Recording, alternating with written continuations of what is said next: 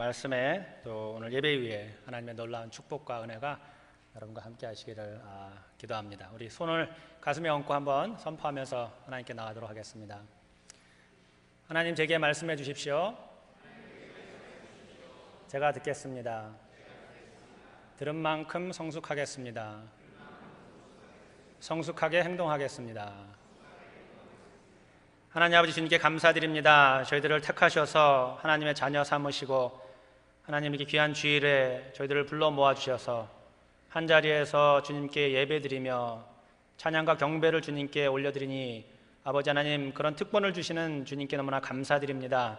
하나님 아버지, 저희 예배가 온전한 예배가 될 수 있도록 저희들의 마음을 주님께서 주장하시고 저희의 모든 정성이 하나님께 향하도록 인도하여 주실 주여 간절히 기도드립니다. 이 시간 주의 말씀을 드리려고 합니다. 주님 함께 하시고 저희들의 마음속에 있는 세상 걱정 근심 이 시간 다 물리쳐 주시고 온전히 하나님께 저희 모든 것을 드리며 모든 집중을 할 수 있는 그런 말씀의 시간이 될 수 있도록 아버지가 도와주실 주여 간절히 기도드립니다. 말씀을 전하는 저에게도 함께 하셔서 하나님의 말씀을 담대하게 전할 수 있도록 주님께서 축복하여 주시옵소서. 예수님 받들어 기도드렸습니다. 아멘. 오늘은 오직 시리즈 5번째, 오직 하나님께 영광이라는 말씀을 가지고 여러분들에게 말씀을 전하라고 합니다. 10살이 되기도 전에 부모님을 잃고 또 그를 키워온 형에게 몹시 학대를 받고 자란 사람이 있었습니다. 결혼하고 13년 만에 그 아내가 갑자기 돌연듯 사망을 하여 재혼을 했습니다.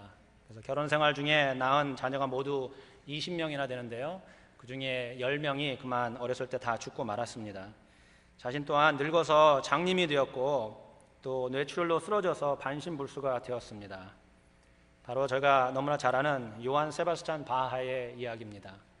바하가 평생 그가 음악을 작곡을 하면서 하나님의 영광에 의해 쓰임을 받았다는 것을 알 수 있는 것은 뭐냐면은, 그가 작곡한 모든 작곡 악보 밑에를 보면은 SDG라고 써 있습니다. Soli Deo Gloria, 오직 하나님께 영광. 그는 삶을 통해서, 그의 재능을 통해서 하나님께 영광을 돌린 그런 삶을 살았습니다.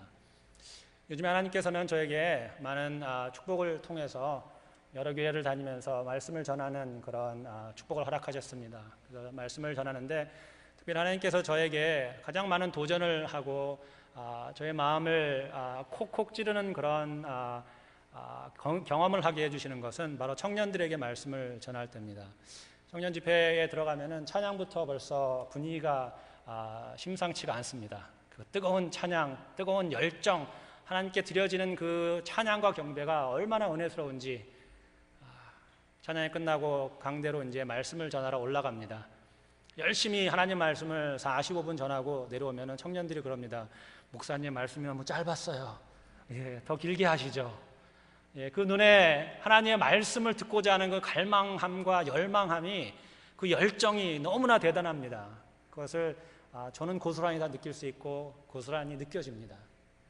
말씀을 마치면은 기도를 시작합니다. 기도가 새벽 1시, 2시까지 이 청년들은 울면서 회개하면서 자기의 죄를 회개하고 또 자신을 위해, 나라를 위해서, 이 세상을 위해서 기도하는 것을 볼 때 제가 얼마나 많이 감동이 되는지, 학생들을 하나씩 부둥켜 안고 울면서 기도해 주면서 저는 그래도 하나님께서 우리를 사랑하시는구나, 그들을 보면서 우리의 교회가 희망이 있구나라는 것을 새삼 느끼곤 합니다.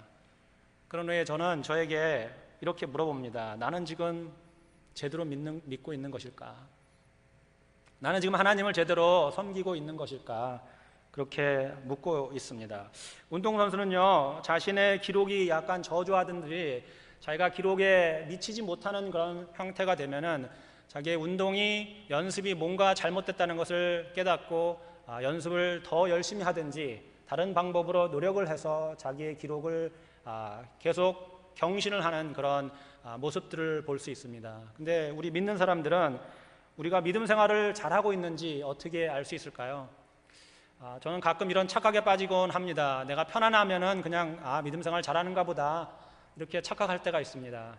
근데 그것은 아닌 것 같습니다. 그럼 나는 어떻게 믿음 생활을 잘하는지 알 수 있을까요?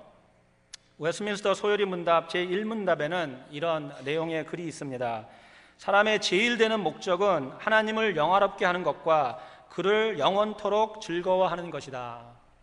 다시 한번 읽어드리겠습니다. 사람이 제일 되는 목적은 하나님을 영화롭게 하는 것과 그를 영원토록 즐거워하는 것이다.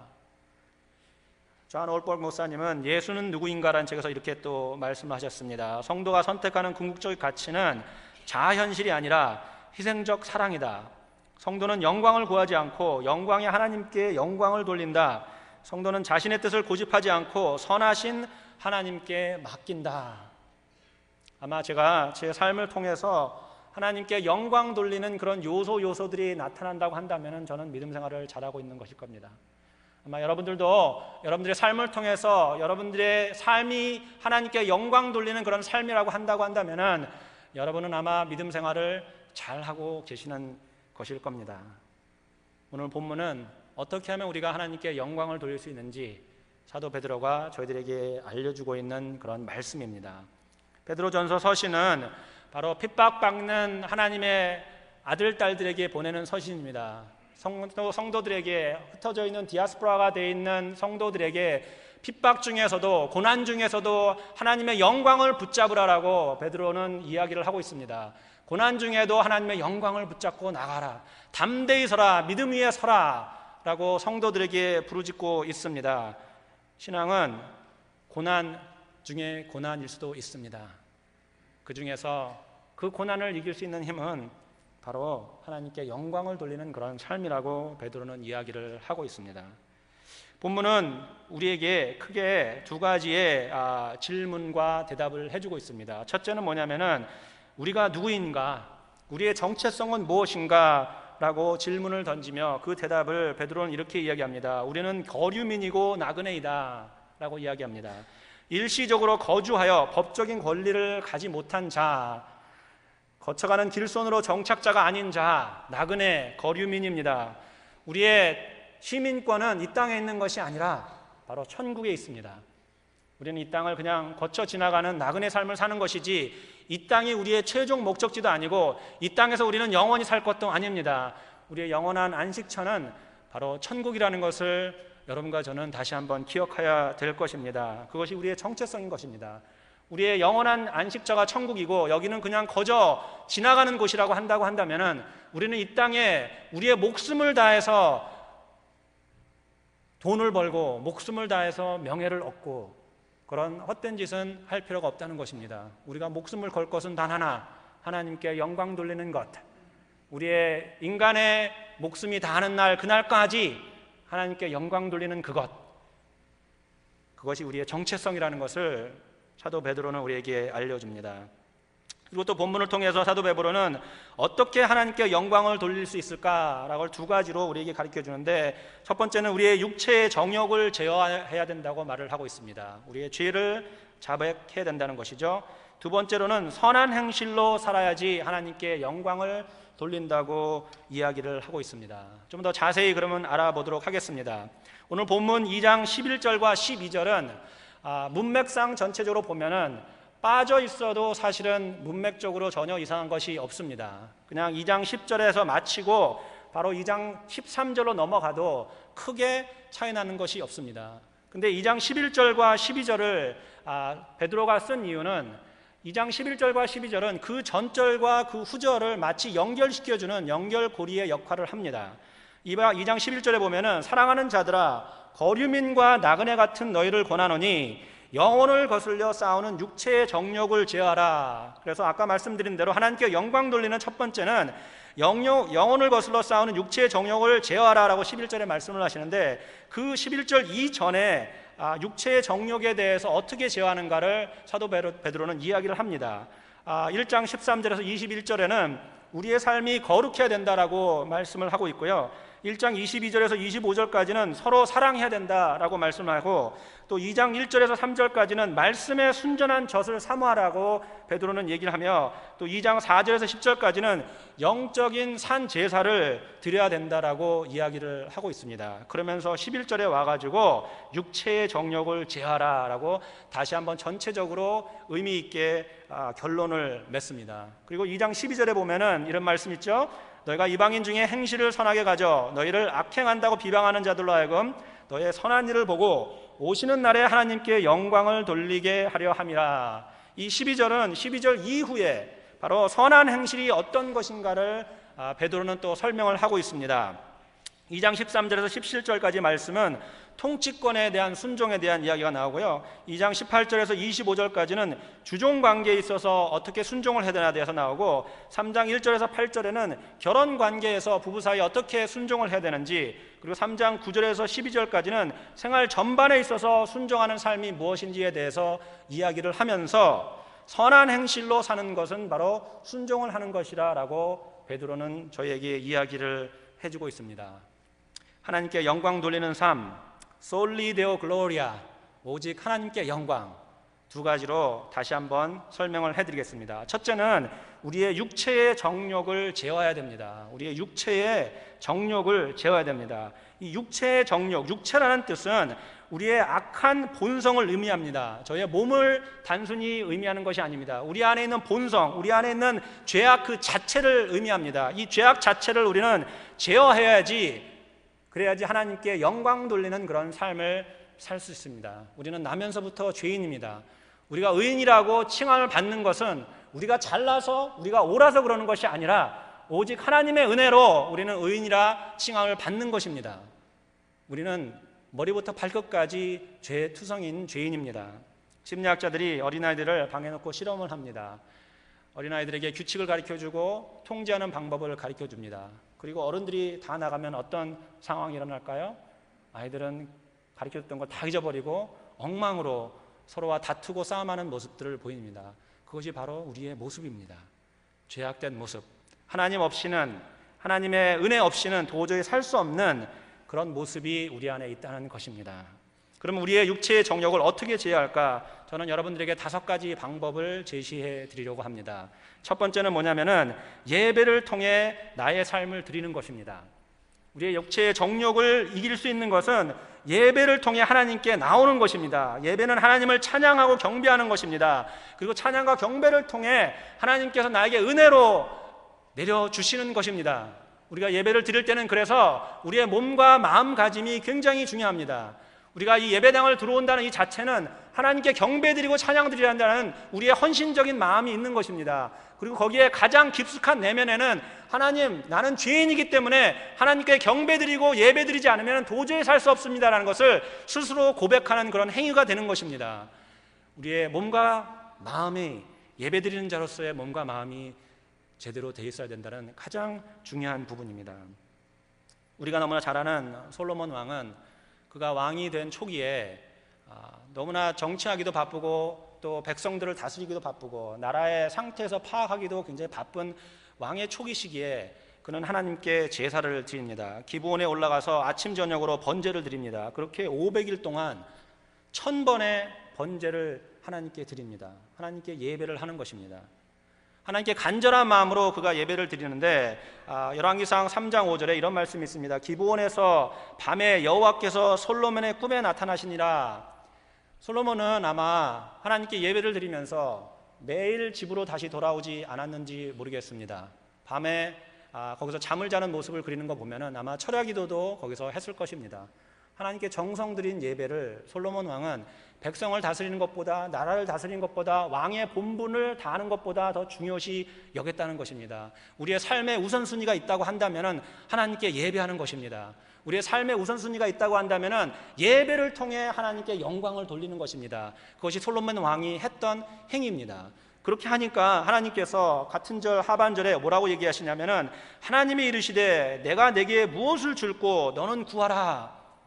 솔로몬은 예배를 드릴 때 하나님, 제가 이렇게 예배를 드리니까 하나님 나에게 이거 주세요 라고 그런 마음으로 온 게 아닙니다.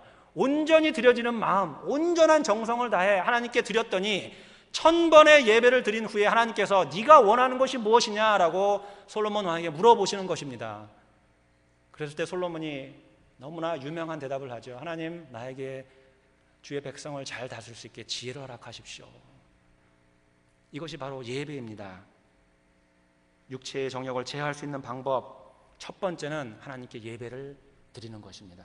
그럼 두 번째는 무엇일까요? 두 번째는 말씀 묵상과 기도로 하나님과의 깊은 관계를 유지해 나가는 것입니다. 말씀 묵상과 관계로 하나님과 깊은 관계를 유지해 나가는 것입니다. 창세기 32장에 보면은 우리가 너무나 잘 아는 이야기가 나옵니다. 야곱이 하나님의 천사와 씨름을 하고 있습니다. 분열해서 밤을 맞도록 씨름을 하고 있습니다. 그 결과 그의 환도뼈가 부러지고 이스라엘이라는 새 이름을 얻었습니다.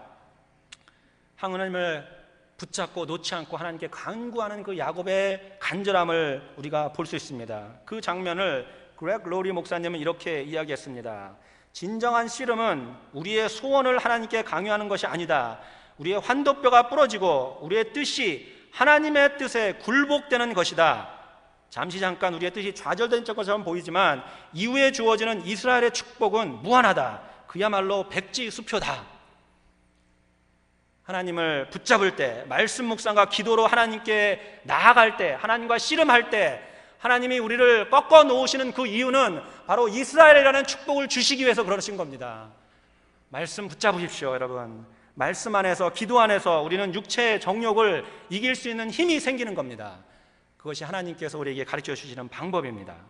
세 번째로 우리의 육체 정욕을 제어하는 방법은 바로 회개하는 삶을 사는 것입니다. 회개하는 삶. 심리치료는요, 생각의 습관, 감정의 습관, 행동의 습관을 바꿔주는 것입니다. 어떤 정신질환이라도 그가 가지고 있는 습관에 의해서 생겨나는 거기 때문에 그런 것들을 바꿔주는 것이 심리치료의 가장 중요한 부분입니다. 근데 그거보다 더 중요한 것은 뭐냐면 바로 인정하는 것입니다. 내가 중독증에 빠져 있습니다. 인정하는 것이고요. 내가 지금 우울합니다. 우울증이 있습니다. 인정하는 것입니다. 인정하지 않고서는 어떤 것도 치료할 수 없습니다. 회개도 마찬가지입니다. 내가 인정하지 않으면 어떤 일도 일어나지 않습니다. 왜냐하면 인정하지 않는다는 것은 하나님 앞에 나오지 않는다는 것입니다. 내가 죄인이라고 말하지 않는 것은 나는 하나님의 필요 없다고 이야기를 하는 것입니다. 우리는 인정하든 인정하지 않든 우리가 죄인인 것입니다. 그러면 우리는 왜 인정해야 될까요? 왜 하나님 앞에 인정해야 될까요? 그것은 바로 인정하는 그 자체가 하나님 앞에 우리가 꼬꾸라지는 것이에요. 인정하는 그 자체가 하나님 앞에 꼬꾸라져서 하나님 앞에 주님, 저는 아무것도 할 수 없습니다. 오직 하나님께서만 할 수 있습니다라고 저의 모든 것을 드리는 것, 그것이 바로 인정하는 거고 그것이 바로 회개하는 시작점입니다. 하나님께서는 이 모든 우주의 만물을 다 창조하셨는데요, 단 두 가지만 하나님께 영광을 돌리지 못했습니다. 하나는 타락한 천사고요, 다른 하나는 여러분과 저 인간들입니다. 우리의 죄 때문에 우리는 하나님께 영광을 돌려드리지 못한 것이에요. 리그원 목사님은 이런 말씀하셨습니다. 모든 죄의 뿌리는 우리의 근본인 하나님께 영광을 돌리지 못하는 것에 있고, 이는 하나님 이외에 다른 것들을 더 사랑하는 것이다. 하나님께 영광을 돌리는 것을 거부하는 것은 교만한 반역이고 사탄이 타락하고 우리가 타락하게 된 원인이다. 우리는 모두 하나님의 영광이 아닌 우리의 영광을 위해 여러 가지 모습으로 살아왔기에 성경은 모든 사람이 죄를 범하였음에 하나님의 영광에 이르지 못하더니 라고 말하고 있다. 우리는 모두 죄인입니다. 그래서 우리는 회개를 해야 됩니다. 회개하지 않고는 하나님께 영광을 드리는 삶을 살 수가 없습니다. 누가복음 15장에 보면은 탕자의 비유가 나옵니다. 여기에 회개의 3단계가 나와 있습니다. 잘 들어보시고 여러분들 삶 속에 회개하실 때 적용해 보시기 바랍니다. 예수님께서 가르쳐 주시는 비유입니다. 첫 번째 회개의 단계는 바로 생각의 변화가 있습니다. 탕자는 자기 아버지의 반역하는 그런 죄를 짓고 집을 떠나서 그냥 세상적으로 돈을 쓰면서 방탕한 생활을 합니다. 그러다가 돈이 다 떨어지고 이제 더 이상 아무런 것도 없게 될 때 문득 그의 머리에 이런 생각이 듭니다. 누가복음 15장 17절에 보면은 이에 스스로 돌이켜 이르되 내 아버지에게는 양식이 풍족한 품꾼이 얼마나 많은가, 나는 여기서 줄여 죽는구나. 그 이전에는 나는 아버지가 필요 없어. 그 이전에는 나는 나 맘대로 살 거야. 내 뜻대로 살 거야. 내가 원하는 대로 살 거야. 그렇게 했다가 그의 생각이 변하는 첫 번째 단계가 일어납니다. 나의 아버지에게는 양식이 많은 것이 기억이 되는 겁니다. 우리가 죄를 지었을 때 우리의 생각이 어떻게 변해야 될까요? 우리 아버지에게는 나를 용서하실 만한 그런 사랑이 있다는 것을 기억을 해야 됩니다. 두 번째 단계는 마음의 변화에 있습니다. 우리가 회개를 할 때 단순히 생각만 변하는 것이 아니라 우리의 마음의 변화, 우리의 감정의 변화가 있어야 되는 것입니다. 탕자도 그런 과정을 겪었습니다. 누가복음 15장 18절과 19절에 내가 일어나 아버지께 가서 이르러 아버지, 내가 하늘과 아버지께 죄를 지었사오니 지금부터는 아버지의 아들이라 일컬음을 감당하지 못하겠나이다. 나를 품꾼의 하나로 보소서 하리라 하고, 그는 이제 자기가 얼마나 큰 죄인인가를 마음으로 느끼는 것입니다. 얼마나 그가 어처구니 없는 그런 큰 죄를 지었는지 그는 마음으로 알고 있는 것입니다. 그래서 아들이 아니라도 좋다, 나는 종이라도 아버지 품으로 돌아가야 되겠다라는 그런 마음을 품은 겁니다. 그것이 회개의 두 번째 단계입니다. 세 번째로 탕자는 행동의 변화가 있었습니다. 20절에 보면은 이에 일어나 아버지께로 돌아가니라. 이에 일어나 아버지께로 돌아가니라. 생각만 하고 마음만 바뀌었다고 해서 회개가 아닙니다. 우리의 행동의 변화가 있어야 되는데 가장 큰 행동의 변화는 아버지께로 돌아오는 것입니다. 왜냐하면 죄라는 것은 아버지께로 멀리 떨어져 있는 것이 죄이기 때문에 회개라는 것은 아버지께로 다시 돌아오는 그런 행동의 변화가 있어야 된다는 것이에요. 아버지께로 돌아오십시오. 그게 회개입니다. 아버지께 돌아와서 하나님께 오직 영광을 돌리는 그런 우리의 모습으로 변화되는 것, 그것이 바로 회개하는 사람들의 모습입니다. 네 번째로 우리의 육체의 정욕을 제어할 수 있는 것은 바로 예수님께 의지하는 것입니다. 의지한다는 것은 기대하는 것입니다. 기대는 것입니다. 누구에게 기대는 것입니다. 저는 상담을 하다 보니까 많은 사람들에게 전화를 받고 많은 사람들이 어려운 질문을 해옵니다. 물어봅니다. 의지하는 것입니다. 모를 때 물어보고 힘들 때 찾아가고 기쁠 때 감사하고 슬플 때 위로받는 것, 이것이 의지하는 것입니다. 여러분 삶 속에 예수님을 의지한다고 한다면은 여러분들이 힘들 때, 어려울 때, 기쁠 때, 슬플 때 예수님 내가 어떻게 해야 되겠습니까? 물어보고 다가가고 의지하는 그 자체, 그 행위, 내가 죄 앞에 서 있을 때, 내가 유혹의 앞에 서 있을 때 하나님, 예수님 내가 어떻게 해야 됩니까? 라고 물어보는 그 자체, 그것이 의지하는 것입니다. 제가 여러분들에게 100% 확신을 가지고 이야기해 드릴 수 있는 것은 여러분들이 그 상황에서 예수님께 물어보시면 예수님은 반드시 여러분들에게 대답을 해 주실 겁니다. 옳고 그른 길을 반드시 가르쳐 주실 것입니다. 그것이 우리의 육체의 정욕을 제어하는 네 번째 방법입니다. 다섯 번째, 마지막으로는 성령의 인도하심을 따르는 것이 육체의 정욕을 제어하는 방법입니다. 성령은요, 우리의 감정이 아닙니다. 우리는 감정이 복받치며 성령이 역사하고 감정이 그렇지 않으면 역사하지 않는다고 잘못 생각하고 있습니다. 성령은 우리의 감정의 높고 낮음에 쫓아다니는 그런 분이 아닙니다. 성령은 하나님이십니다. 스스로 존재하시는 분입니다. 그러면 성령이 무엇일까요? 성령의 역사하심은 말씀을 통해 얻은 하나님에 대한 지식이 우리의 삶을 살 때 적용하는 지혜로 만들어주시는 것이고요, 또 그것을 더 넘어서 우리의 지식 그 너머를 우리에게 가르쳐주는 하나님 그 자체라는 것을 기억하시고, 성령의 인도하심을 따른다는 것은 말씀 안에 거하면서 그 안에서 하나님이 어떻게 인도하시는가를 기다리면서 기도하는 것입니다. 그것이 성령의 인도하심을 따르는 것입니다. 절대로 여러분 감정에 치우쳐서 그것이 성령이라고 착각하지 마시기를 간절히 기도합니다. 두 번째로 사도 베드로가 저희들에게 하나님께 영광을 돌리는 방법을 가르쳐 주는데요, 두 번째는 선한 행실로 살아야 된다고 이야기를 하고 있습니다. 선한 행실로 살아라. 선하게, 선하다라는 이 말은 헬라어로 칼렌 또는 칼로스라는 단어를 사용합니다. 이 칼렌, 칼로스는 우리의 행위뿐만 아니라 우리의 본성까지 옳은 것을 이야기합니다. 단순히 겉으로 보여지는 그런 선한 행위뿐만 아니라 우리의 본성 자체가 선하게 바뀌는 것을 이야기를 하는 겁니다. 우리의 힘으로는 도저히 감당이 안 되겠죠, 그죠? 오직 하나님의 은혜로만 감당이 될 겁니다. 그래서 이 칼로스 칼렌, 선한 행실이라는 것은 그냥 단순히 착하게 사는 것이 아니에요. 단순히 착하게 사는 그것을 이야기하는 것이 아닙니다. 도덕적으로 윤리적으로 사는 것을 이야기하는 것이 아니에요. 만약에 도덕적으로 윤리적으로 사는 것을 착하게 산다고 이야기를 한다고 한다면 굳이 성경에 그렇게 착하게 살라고 이야기할 필요가 없습니다. 여기서 이야기하는 칼렌 칼로스, 선하게 산다는 얘기는 윤리적인 것이 아니라 바로 예수 그리스도의 순종의 삶을 이야기하는 것입니다. 착하게 산다는 것은 하나님께 순종하는 그런 삶을 이야기하는 것입니다. 우리가 예수 그리스도의 십자가에 순종을 한다고 한다면 세상 사람들이 우리를 존경할 겁니다. 세상 사람들이 우리에게 칭찬을 할 겁니다. 그런데요, 다른 한 가지도 또 있습니다. 세상 사람들이 우리를 핍박할 것입니다. 세상 사람들이 우리를 고난에 빠뜨릴 겁니다. 예수 십자가의 순종은 그런 것입니다. 윤리적, 도덕적으로 산다고 한다면 세상 사람들이 우리를 그냥 존경만 할 것입니다. 근데 그것은 선하게 사는 성경의 의미가 아닙니다. 우리는 다만 윤리적, 도덕적 삶을 사는 것이 아니라 그 너머의 삶을 살아야 되는 것이에요.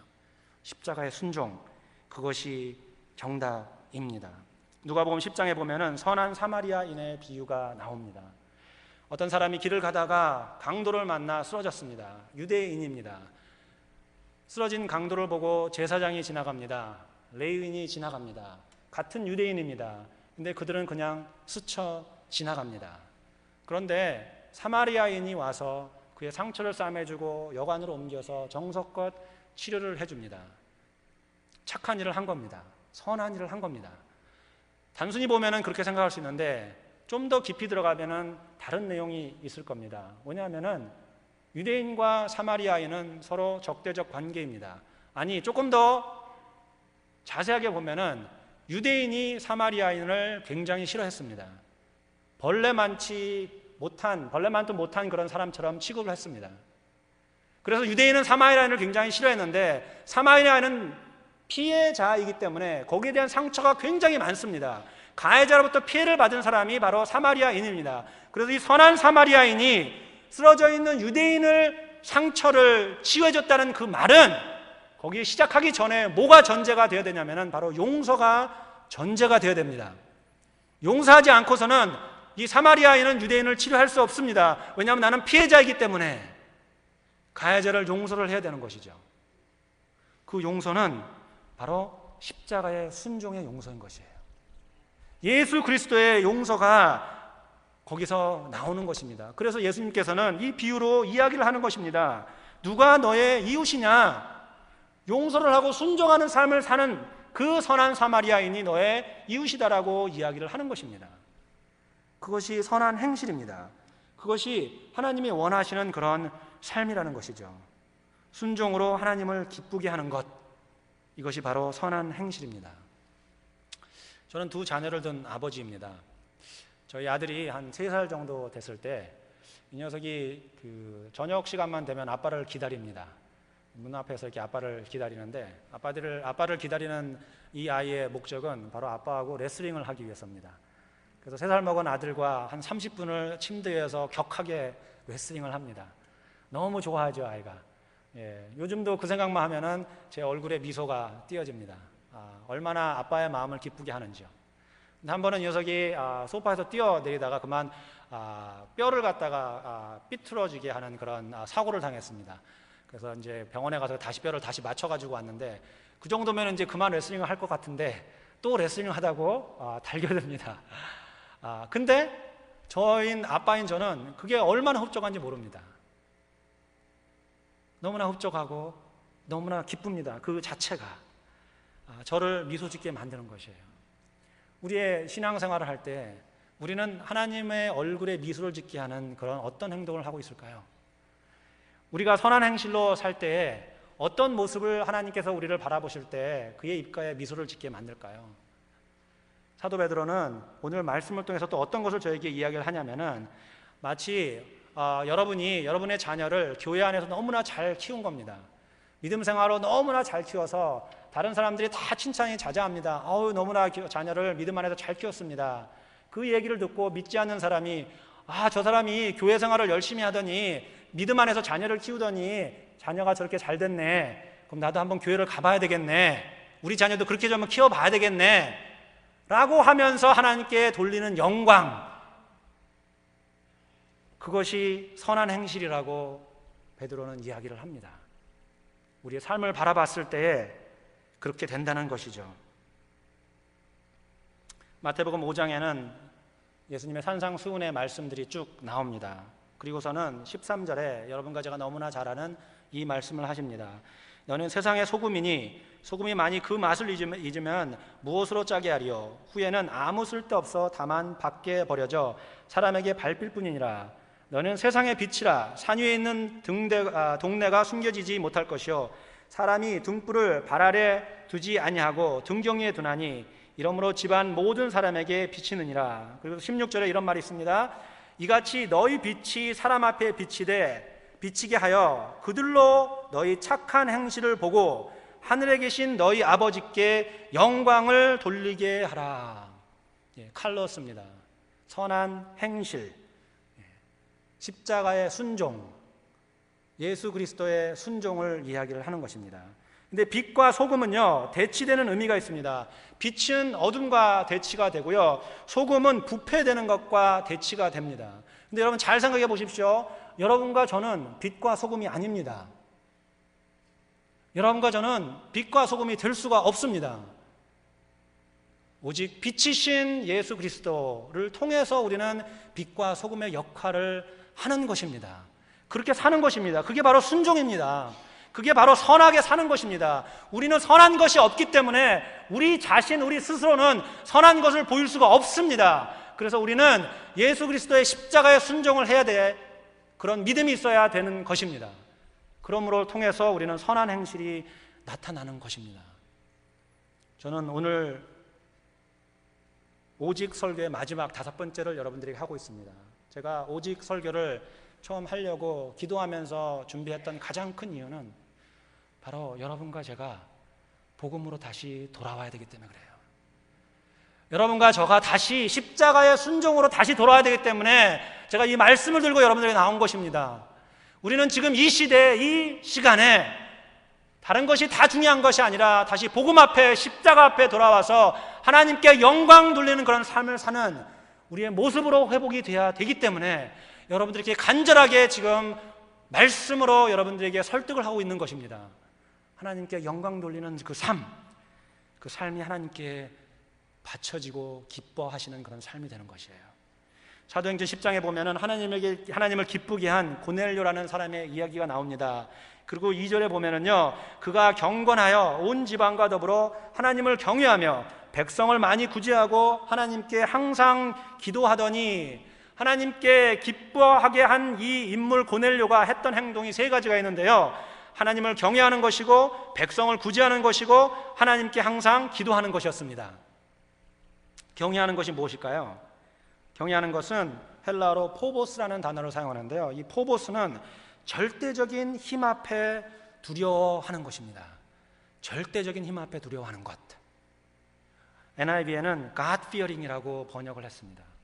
절대적인 힘 앞에 두려워하는 것, 그것이 하나님을 경외하는 것입니다. 이것이 바로 십자가의 순종인 것이에요. 여러분들이 만약에 순종을 안 한다고 한다면은, 여러분들이 만약에 하나님을 인정하지 않는다고 한다면은 여러분은 경외할 필요가 없습니다. 하나님을 인정한다는 그 자체가 순종한다는 그 자체고요, 하나님을 인정한다는 그 자체가 예배한다는 그 자체고요, 하나님을 인정한다는 그 자체가 복음의 자체입니다.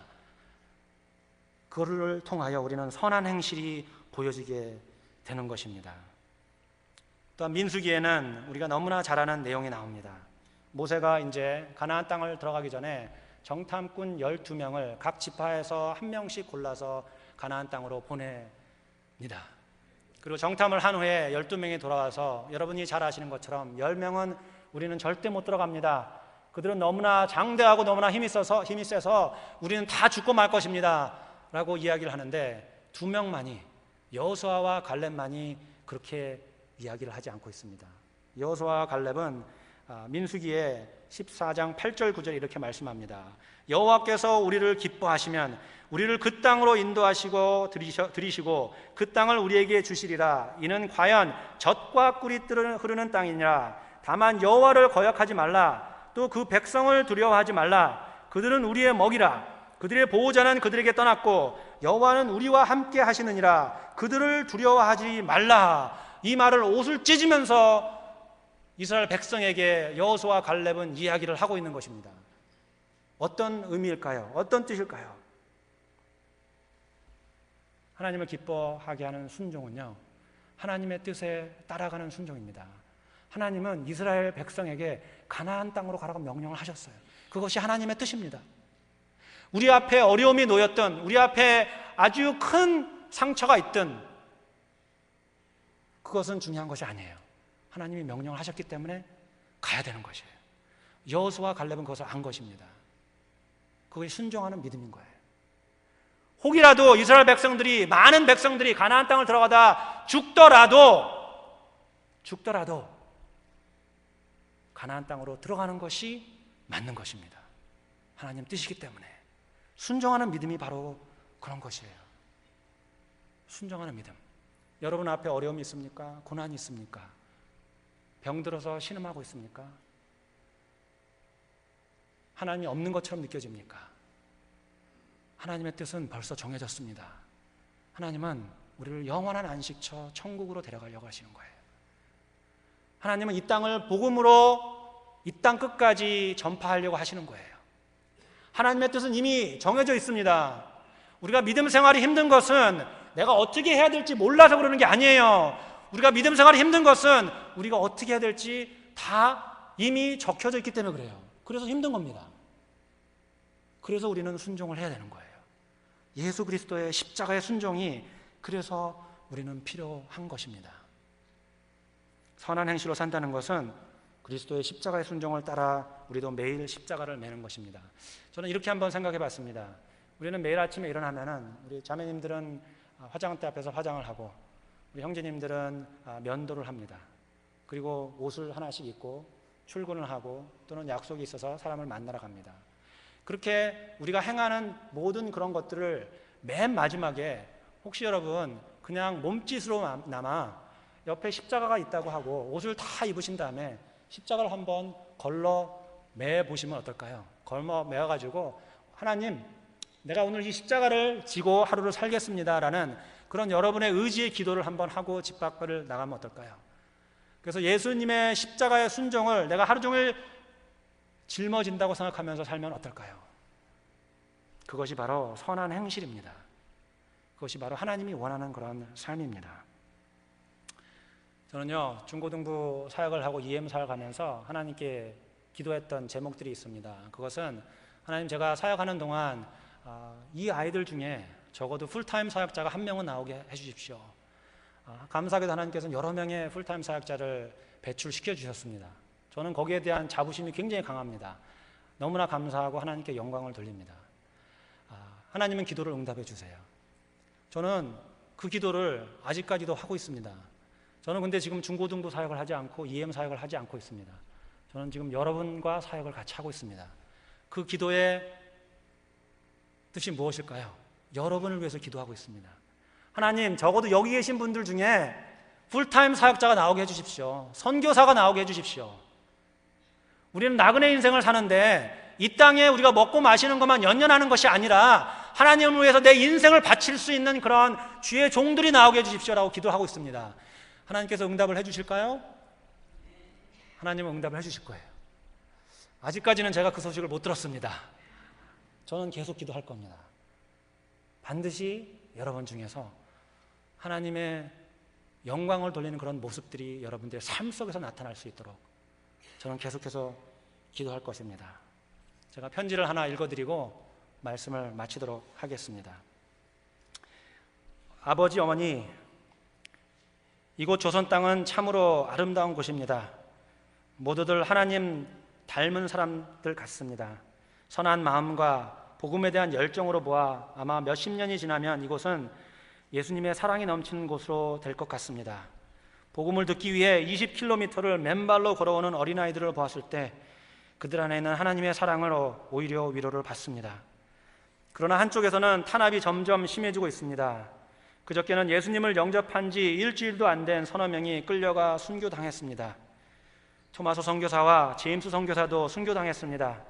선교본부에서는 철수하라는 지시가 있지만 대부분의 선교사들은 그들이 전도한 조선인들과 아직 숨어서 예배를 드리고 있습니다. 그들 모두가 순교할 작정인가 봅니다. 오늘 밤은 유난히도 고향으로 돌아가고 싶습니다. 외국인을 죽이고 기독교를 증오한다는 소문 때문에 부두에서 저를 끝까지 말리셨던 어머니의 얼굴이 자꾸 제 눈앞에 어른거립니다. 아버지, 어머니, 어쩌면 이 편지가 마지막이 될 수도 있습니다.